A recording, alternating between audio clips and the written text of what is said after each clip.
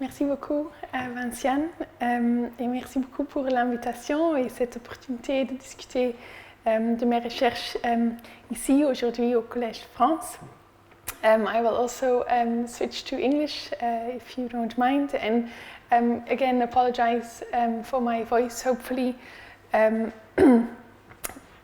my voice will last during this presentation, but I apologize in advance if it turns into a bit of a struggle.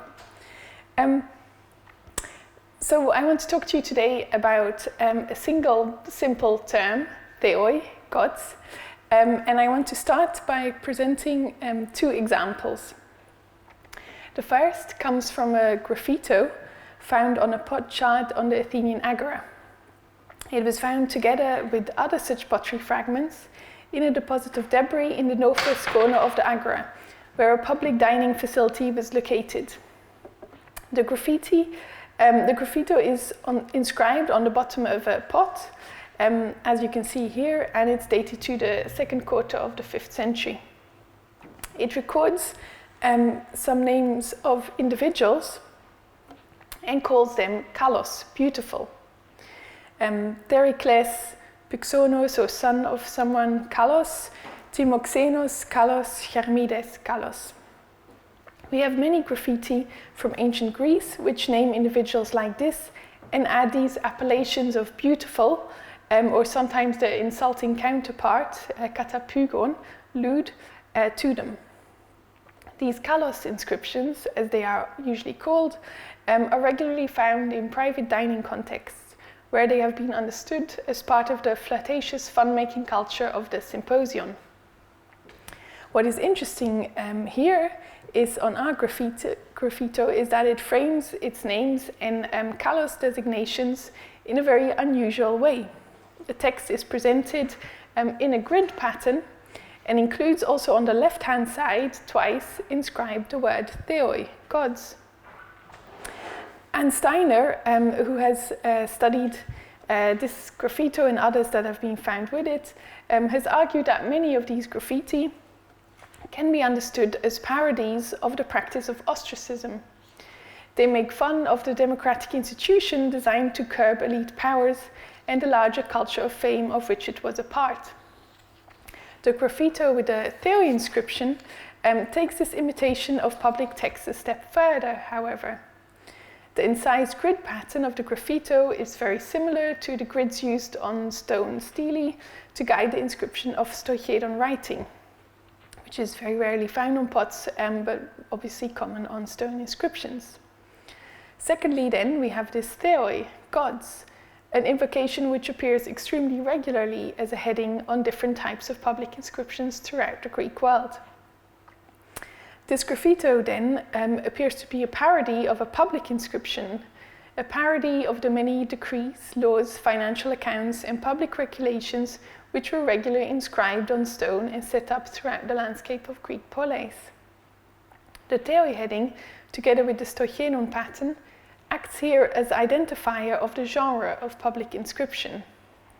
And so what this unusual graffito does is tell us that the term theoi, already in the 5th century BC even, carried with it certain connotations, was seen as a recognizable and unmistakable element not of any inscription, but of a certain type of inscription, of the monumental official text which recorded collective decision-making or action.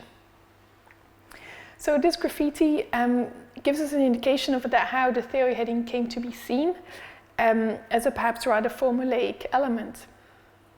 A second example, which is the earliest dated occurrence of theoi on stone in Athens, can perhaps give us some clues as to what the theoi heading actually meant.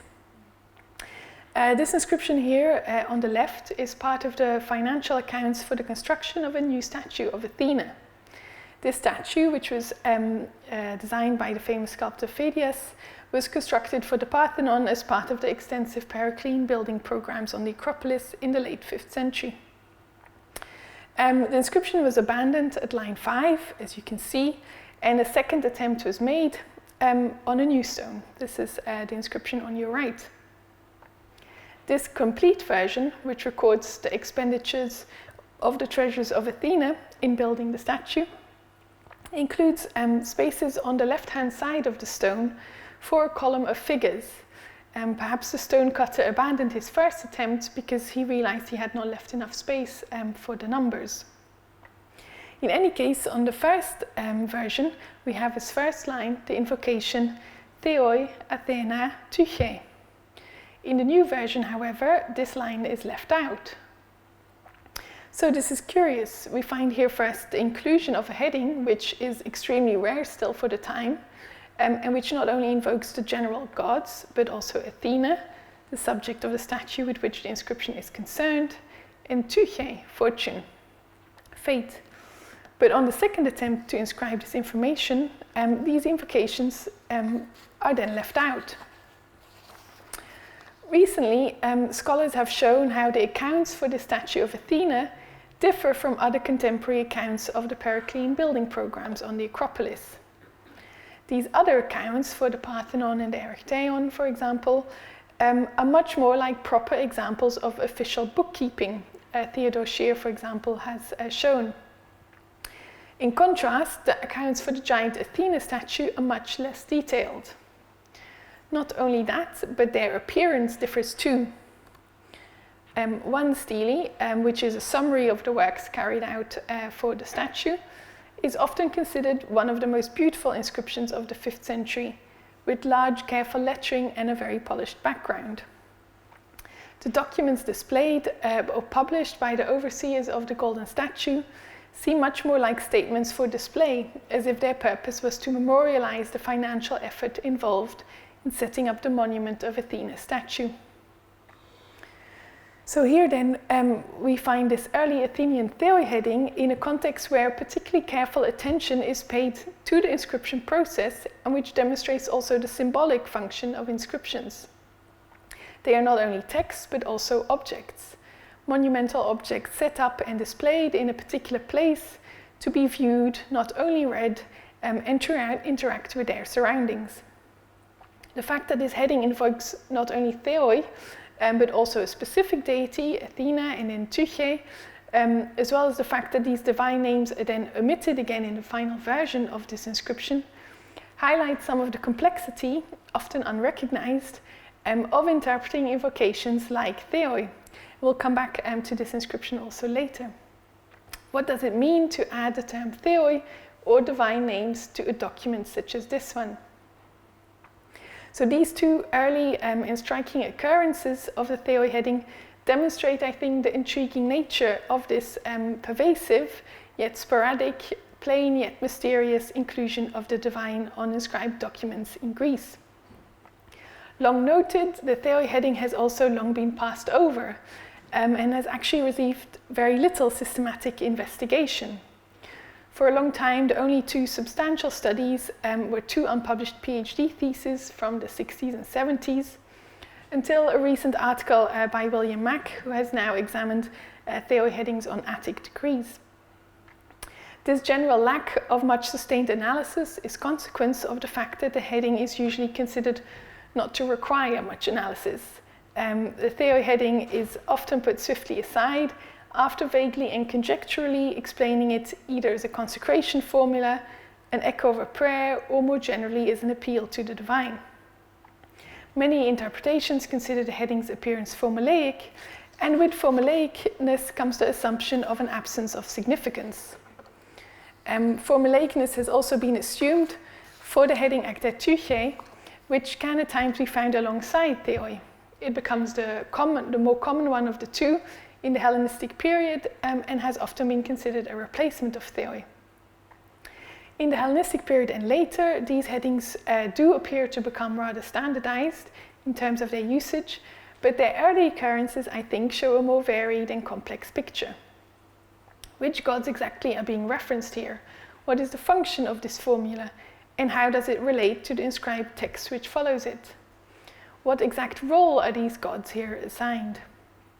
Obviously, I'm not able to today perhaps provide answers to all these questions, but what I'm interested in doing is seeing whether it is possible to take the theoi heading seriously as a reference to the divine, and to explore here today some of the consequences of doing so.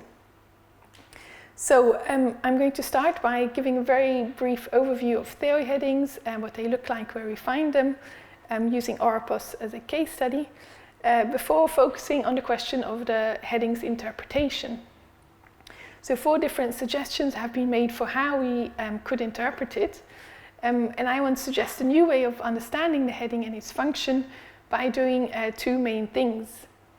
First is to place the theoi heading in a broader context of other types of divine formula found on inscriptions, references to individual deities or to agathē, tychē, because I think by contextualizing theoi and examining the formula in dialogue with other ways in which the gods are inscribed on documents, it is possible to better comprehend the subtleties of this phenomenon's meaning. Secondly, to understand what theoi refers to, I want to focus on an aspect which I think is crucial, and which is the non-specificity of the theoi-theos formula.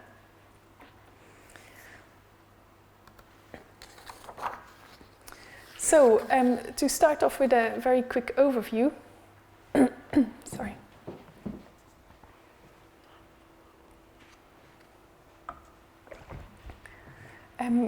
Theoi as a term is found at the top of texts inscribed on stone throughout the Greek world, on laws and decrees and other public documents. So it appears for the first time in Crete in the late 6th century, before spreading across the Greek islands and mainland. We find it in over 60 different city-states and communities. Here are some numbers for the Archaic and Classical periods up to the end of the 4th century. And as you can see, we have about 102 theos headings and 279 theoi headings. The vast majority are found in Athens, followed by Delphi, with central Greece also having quite a few, Macedonia then 2, and quite a low spread across the islands. These statistics, of course, need to be approached with a lot of caution. Theoi headings have historically often gone unremarked, with some early editors leaving them out of their epigraphic collections. Analyzing the frequency of theoi headings is also complicated by the fact that many surviving stelae are fragmentary and do not always have intact top parts. So the numbers given here should be seen as an estimation of the heading's presence, spread and frequency, rather than definitive counts. What's important is that we see quite a lot of variety in the format and presentation of the heading. To illustrate this, I'm going to briefly look at the inscriptions from Oropos, territory between Boeotia and Attica. Oropos is a useful example because it has a small but varied epigraphic body and illustrates some of the characteristics of the divine formula that we see across the wider Greek record. So the sanctuary of Amphiaraos at Oropos, which was an incubation sanctuary, was used as a place for display for inscribed texts. We find here regulations concerning the sanctuary itself, and also degrees awarded by Oropos as well as by the Athenian assembly, as the Athenians take control of the town at certain points during the 4th century. Vasileis Patrikos' publication of the inscriptions of Oropos lists about 97 inscribed texts from the classical period.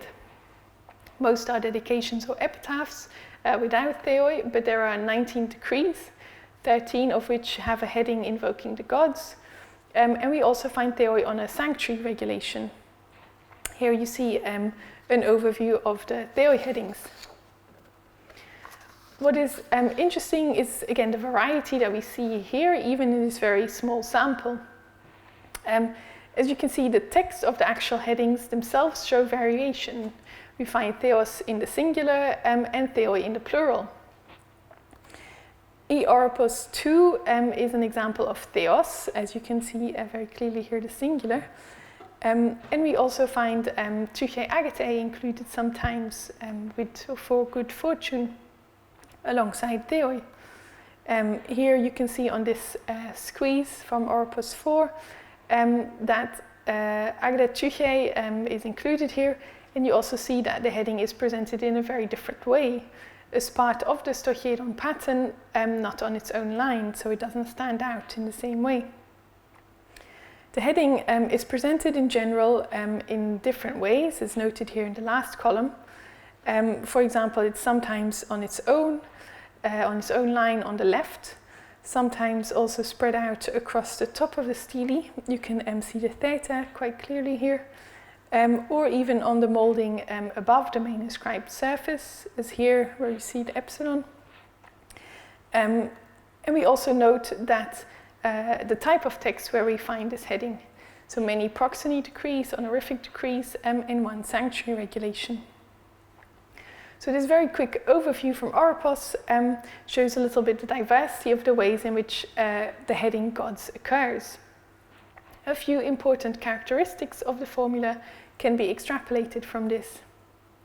So first is it occurs in different formats. It is sometimes inscribed in such a way that distinguishes it from the text, perhaps making it more legible, but this is not always the case. Second, the heading occurs nearly always on documents inscribed by a civic public body, on public decision-making documents. And third, while the plural version of the heading is better known because it's this version which is employed in Athens, other Greek states commence decrees and other inscribed documents, sometimes with theos, sometimes with theoi. Delphi is an example of a place which uses both, and the inscriptions from Oropos show it does so too. What is more, they illustrate a trend that we see across the epigraphic record. There does not seem to be a discernible explanation for why the divine is sometimes invoked in singular or in plural. There is no difference in terms of subject matter or type of inscription following it, nor do we see a simple pattern in terms of geography or chronology. For example, if we look at the ones from Oropos, Oropos 3 is from a similar time period as Oropos 1 and 2, but number 3 has theoi, unlike the other two. Oropos 4 and 5 are proxeny decrees like Oropos 1 and 2, but again uses the plural instead of the singular heading. It is clear that here the singular or plural are interchangeable. They are simply two different forms for the expression of the same idea. What exactly the idea is that rests behind this invocation, of course, remains the crucial question. Taking into account the interchangeability of theoi, theos, helps clarify at least a very basic yet central question, which is that of the heading's grammatical case. Theoi is usually understood as either nominative or vocative. If we take theoi as a vocative, the act of inscribing the heading would make the inscription, of course, an address to the divine. However, the case for the vocative is undermined by the widespread occurrence outside of Athens of the singular theos and its apparent interchangeability with theoi. Theos in the classical period does not appear to have a vocative in the singular, which therefore supports a nominative reading. So as I already mentioned, scholars have interpreted the theoi heading in different ways. And in general, we can sort of separate out four different interpretations. The first is as a reflection of ritual. So some scholars have suggested the heading can be read as a reflection of the assembly's opening prayer, which in turn was also an appeal to favor from the gods. A second interpretation sees it as a consecration formula, so as a sort of dedication to the gods, dedicating the stone to the gods. In this reading, theoi denotes that the stone stele with its decree or law or regulation is offered to the divine. A third interpretation sees it as an appeal to divine protection or divine favor. Here, theoi or theos is then taken as a blessing formula, as a request to the gods to protect the document inscribed on the stone, or rather the decisions and actions which the document broadcasts. More recently, William Mack has offered a new perspective. Theoi, he proposes, places the gods in the role of active agents. He advocates that the heading could also be read as itself suggesting divine involvement in the actions described in the text below the heading, and thus that the theoi heading suggests that the human decisions of the Athenian demos, and Mack focuses on Athens, were underwritten in some way by divine authority. So these interpretations are all quite varied, and they present very different pictures of the relationship between the divine and the mortal sphere. Some of these suggest theoi is a communication to the gods, asking for favor or benefaction, mirroring a ritual action, or even a ritual action in itself, presenting the stele as belonging to the gods. Whereas Max suggests a stronger reading, the invocation theoi not as a request, prayer, or wish, but as an assertion of the gods as actors, as active agents, a communication about the gods, the nominative being here important here.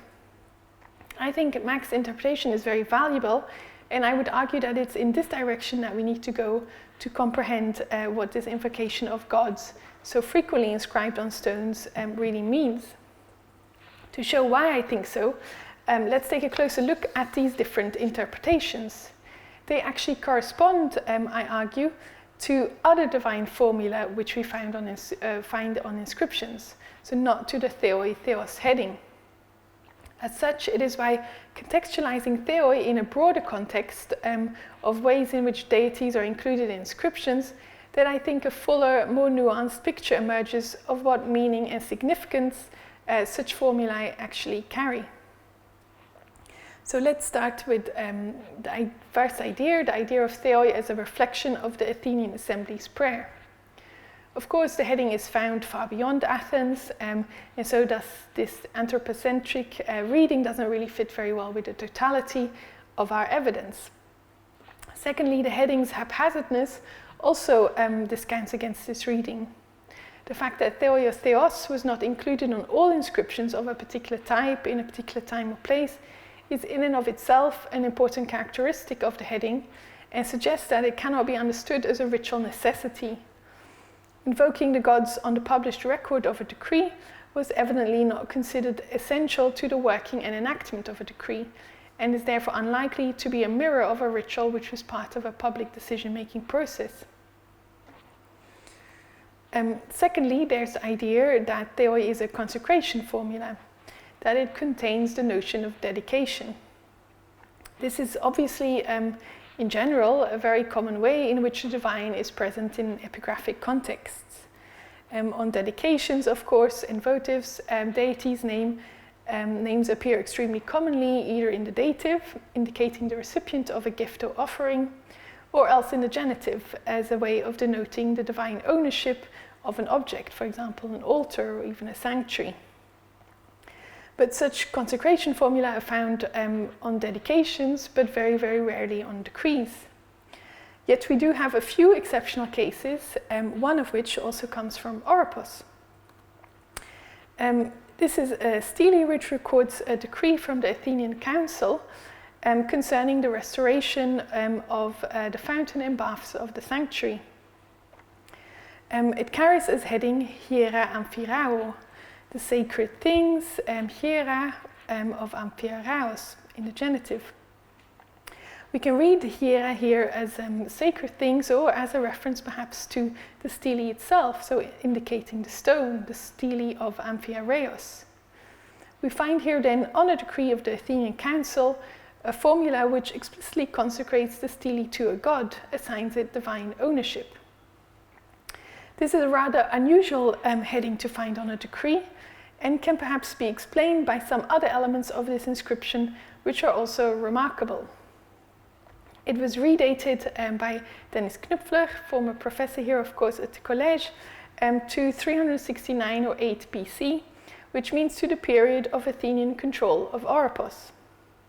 This is significant, as we see in this inscription actually a conscious effort to give expression to the Athenians' care for this important incubation sanctuary and to mark it out as an extension of Attica, soon after they take control of it. It is the first inscription at the Amphiareion to employ Attic demotics, and specific emphasis is placed in the inscription also on the priest of the Amphiareion. He's twice explicitly mentioned in the text, and his name is also specified with the demotic. He's Anticrates from Decaleia, an Attic deme. He was honored for his justice and diligence with things concerning the Amphiareion. So this inscription, the first inscribed decree erected at the sanctuary, as far as we know, is aimed at reflecting Athenian authority over the sanctuary to demonstrate its power to make changes and improvements to its facilities. The explicit consecration of the stele and its document to amphiareos, to the god, can perhaps be understood as part of this specific attempt to display Athens' control of and care for the sanctuary and its god. We have a few other examples of documents which also employ such formula of consecration, though not many. I want to show just one other example briefly. This is not a decree though, it's a ritual norm which prescribes purity regulations for the cult of 3 Egyptian gods at Megalopolis in Arcadia. It is also of a slightly later date, from around 200 BC, but it's useful to discuss as it includes again a consecration formula, but this time also the theos invocation, demonstrating clearly that they are separately conceptualized. We have here stele of Isis and Serapis, God, good fortune, a sanctuary sacred to Isis, Serapis, Anubis. So we see here a real emphasis on the divine interest in this inscription. Not only is the stele ascribed divine ownership, but the sanctuary whose entry the stele regulates also is explicitly declared to belong to Isis, Serapis, and Anubis. That the stele only belongs to 2 gods, while the sanctuary to 3, is interesting, but my focus here lies on the fact that the inscription includes a consecration formula, together then with a theoi, theos formula, and tychē, agathē. This plethora of divine formula makes clear the subtleties of invoking divine powers. Of course, the combination of these all together is highly unusual, but nevertheless, it shows that it would make no sense here to say the same thing 3 times. So we should see these different formulae as each making a separate semantic contribution. A consecration formula followed by theos, which is something different, followed by a reference to agathē tychē, something different again. So the idea of consecration does occur in Greek inscriptions, but as we can see, it finds a different expression than theoi. While it is of course possible to express the same idea in different ways, as we already saw today also, the occurrence together of these elements suggests they are not seen as the same thing. We can therefore rule out seeing theoi or theos simply as a consecration formula, as a dedication to the gods. So what then about the explanation of theoi or theos as an appeal to divine favor? Again, I would argue that this doesn't work because the Greeks had another way to formulate this notion of appeal, through the phrase agathē tychē. We regularly find this phrase on inscriptions, often on its own, and also often with theoi, theos, as our Oropos inscriptions again can usefully illustrate. So Oropos 4 and 5 both have as heading, as we saw, theoi, tychē, agathē. The earliest recorded example of agathē tychē as a heading found on Crete is similar. It is an honorific decree from Gortin, dated the last quarter of the 6th century, and opens with theoi tyk agathē. So as inscriptional heading, agathē tychē occurs most commonly in the dative, as in the examples from Oropos, and is usually translated as with good fortune or for good fortune. The combination with the nominative theoi suggests that the elements God or gods and good fortune are 2 syntactically different types of pronouncements, active agent and desired object, respectively. This distinction appears corroborated too by another early form in which the agathē tychē heading is also found, in the accusative. So for example, this is a proxeny decree from Delphi, and we read theoi tychēn agathān. In both the dative and accusative cases, we see then a syntactic relationship implied with verb omitted. This presentation of agathē tychē in the accusative and dative suggests that agathē tychē and theoi have different functions, illustrated by their different cases. Agathē tychē usually in dative or sometimes accusative as the object, that which the gods are being asked for. And here agathē tychē as a heading should then also not be understood as an invocation to the deity tychē, but rather as a formulation of the desired object. So again, we see that the Greeks did appeal to favor from their gods in their decrees, and they did express the wish that the gods protect and show favor to the decisions that they made and ascribed, through the phrase agathē tychē, and this is often also included in the text, not as a heading. But again, here the differentiation between this phrase and theoi theos is apparent. So what is theoi then? This brings us back to theoi. If not an appeal for divine favor or protection, not a consecration formula, not a reflection of a particular ritual, what is it? So here, Mac's study is important to bring in. As I mentioned, he points out the nominative force of theoi and argues that it presents the gods as active agents. Mac's analysis is very much focused on Athens, as he analyzes the theoi formula together with document reliefs, pictorial narrative reliefs depicting deities which are found only in Athens. So they allow for more interpretive possibilities concerning the exact nature of the relationship between gods and monuments. And so they are a very different kind of element from the theoi headings, which are found not only in much greater quantity in Athens, but also occur across a much wider geographical spread. Nonetheless, Mac's perspective on the theoi heading as a reference to the gods as active agents is very important and can, I think, be developed further. By paying attention to the fact that what sets apart the theoi and theos headings from, for example, document reliefs, is these headings' non-specificity. They are generic terms for the divine, and this unspecificity, I think, can help us further explore what these headings mean. Throughout Archaic and Classical periods, generic terms for the divine, such as not only theoi or theos, but also to theon or daimon, are commonly found across all kinds of sources. At times, it is evident that such designations were employed to refer to specific gods, which the context can usually identify. It is clear, for example, that invocations to theos found on oracular tablets from the donor refer to Zeus, the god residing at the sanctuary. Yet at other times, the identity of the referent is less evident. Demosthenes, for example, exhorts his listeners that brave men must endure worthily whatever fate the god, or theos, may allot them. While choruses in Greek tragedy often declare, for example, that gods, theoi, bring about many unexpected things because a god, theos, finds a way of achieving the unexpected. As Gilbert François already showed in 1957, such singular and plural forms are frequently employed alternatively without difference in meaning, as two different ways of referring to the same idea. Versnel has shown how, broadly speaking, we can organize references to theoi as an abstract collective into two broad categories with two subtly distinct meanings. The first meaning is that the term can sort of signify the plural of theos, designating all the gods, that is, the collective gods. In this reading, theoi denotes the multitude of individual deities.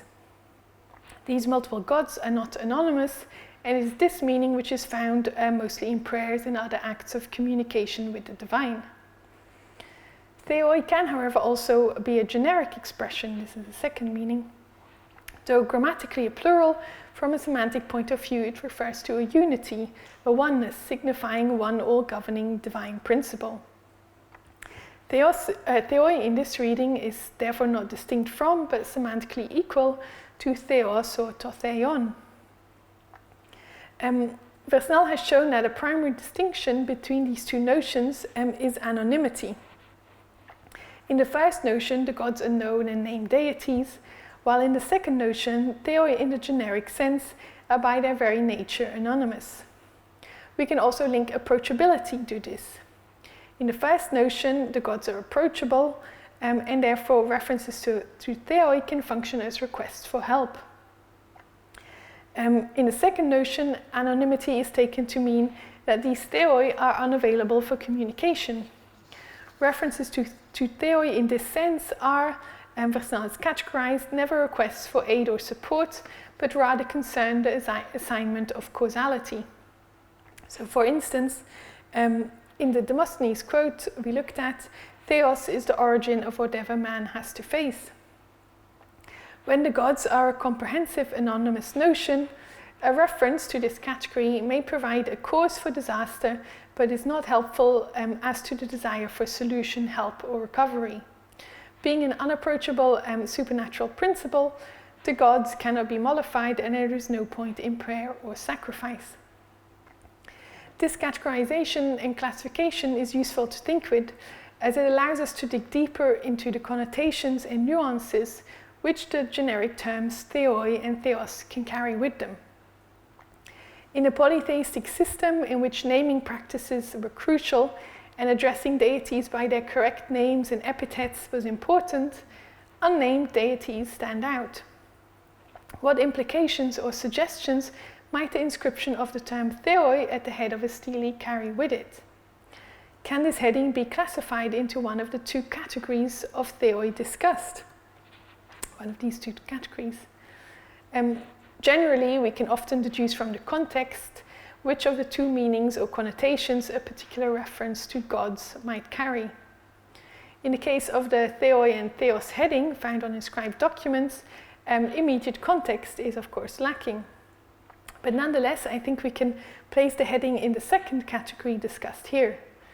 It is evident that theos in the singular does not signify a particular individual god, and the fact that the singular and plural versions of the heading are interchangeable shows that they both refer to a general, unified, and collective sense of divinity. This understanding of the theoi heading as a reference to the anonymous collectivity of gods then has consequences for what the heading means. It confirms that theoi or theos should not be considered as an appeal to the divine. Instead, the inclusion of anonymous divinity at the top of inscriptions should better be understood as an attribution of course, as a recognition of the presence and importantly of the power of the divine in the processes which resulted in the inscription of the stele. In this way, it is the simple presence of theoi or theos on the stone which in the first place deserves our attention. Even before thinking of theoi, theos as a nominative, bringing the gods in as active agents, we must recognize the inscription of this heading bringing the gods in. It indisputably summons the divine, awards them a presence in the space of the stele, the monument, and its inscription. Theoi or theos refers not only to the divine itself, but to the presence of this divine and consequently also to the effects of this divine presence, even if the details of this might not be known. So far in this talk, then I have painted quite a neat picture of how the Greeks referred to and communicated with the gods through referring to them on their inscriptions, with different formulae employed to ask the gods for benefaction, to express honor to the gods, and lastly to recognize the divine power and presence of the gods. However, the last thing I want to do today in this talk is to complicate this picture somewhat.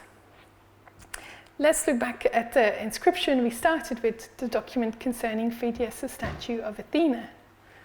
Here we find tychē in the nominative reference alongside theoi and Athena.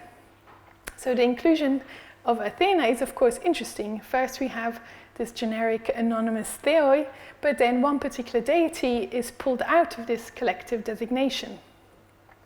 The relevance of the choice is obvious on an inscription which details financial payments made to build a statue for Athena. But it's very rare to find individual deities named in a heading in this similar format of theos or theoi. And it's interesting here that it occurs on such an early example, where the heading was then also later retracted on the finished version of the document. So perhaps this shows some early experimentation with different ways in which to express the relevance of the divine to the recording of decision-making and human actions. Secondly, we have here also tychē in the nominative. From the late 5th century onwards, we occasionally find this tychē in the nominative alongside theos or theoi. Mostly, this form of the heading occurs simply as theoi tychē or theos tychē. So how should we understand this? Does this manifestation of tychē in the nominative suggest a different relationship to the theos or theoi it accompanies compared to the more common occurrences we've already looked at of tychē in the accusative and dative. Delphi shows us something interesting too. Here we find a collection of proxony decrees from roughly the same time period, which show that the nominative, dative, and accusative forms of tychē can be employed together with theoi and theos, interchangeably, it seems. So to understand this, we need to recognize that the notion of tychē, fortune or fate, has a complex history in ancient Greece, which Professor Pirenne has also touched upon in her lectures here a few years ago on the categorization of divine beings and the notions of daimon and tychē. Tychē is a multi-layered notion, an unknowable power which makes its appearance in our sources in different models or languages of luck and fate. This is especially so in classical Greece before the crystallization in the Hellenistic period of one of these models in the personification of tychē as a cult goddess. But even in the Hellenistic period, tychē is worshipped in different forms and guises, from a deity operational in the individual sphere as protector goddess, to a powerful political presence as city guardian linked to rulers. Esther Eidenau has recently illustrated how such various different models of fate could exist concurrently in the ancient world. Taking as example two speeches from Demosthenes and Aeschines from the same trial on the crown, she has shown how the two orators can present different conceptions of tychē at the same time. Sometimes tychē is temporary prosperity, sometimes tychē is unavoidable and unchanging force, sometimes tychē is portrayed as a fixed notion of personalized luck tied to individuals, and sometimes it is a placatable broader force linked to a city's fortune. In all these different models, tychē is an operational force of life. So in inscriptions, we therefore also see a variety of ways in which tychē could be invoked as heading, fitting in with these variety of models of fate and fortune which existed.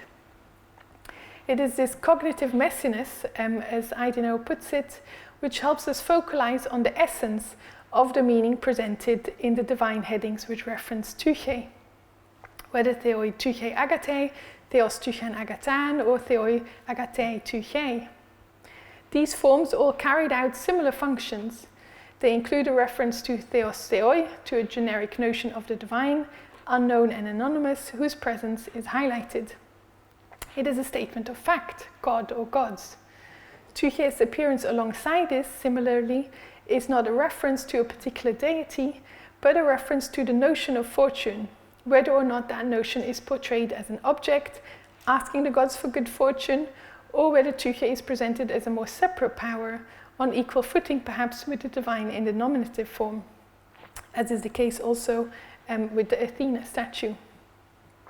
Whether or not this latter portrayal is a personification per se, or an expression of a different kind of form that this force tychē can take, does not really matter. The crucial thing is that tychē is an operational force in life, though what exact form it takes is not necessarily fixed.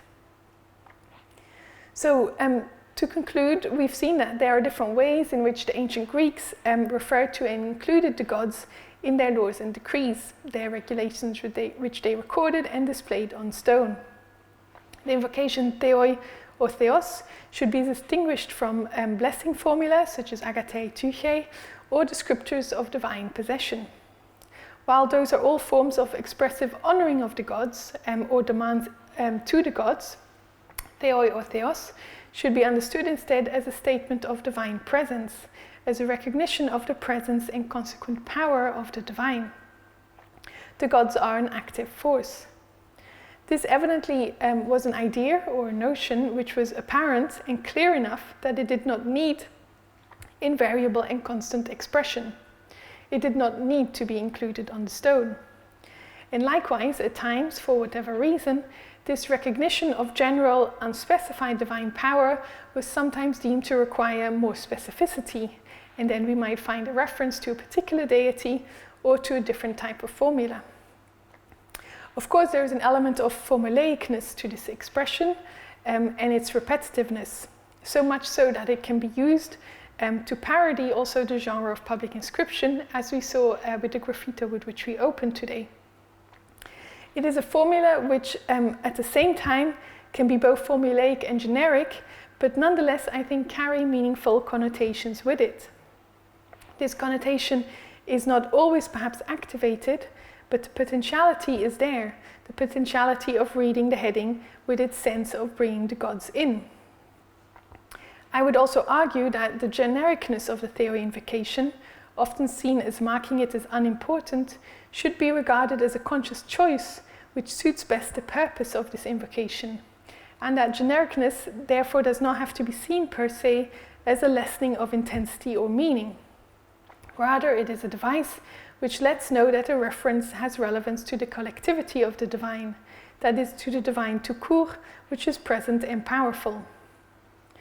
This matters as this presence, this inclusion of the divine on these public documents, reinforces the idea that in actual practice, religion and law in ancient Greece were not considered two normative systems which existed side by side, but that the authority of the gods was recognized in this lawmaking of the Greeks. This idea is visible also in other mechanisms, for example, in the way divine agency is discussed in speeches of the Attic orators, or the way in which religious deviance can be punished by both human and divine sanctions. But it is present too in the epigraphic documents, which are the very physical embodiment of the rule of law and of human decision-making. Paying attention to such invocation can perhaps therefore help us better understand the complex ways in which the Greeks conceptualized the relationship between their gods and the regulations and laws which they inscribed on stone. Thank you.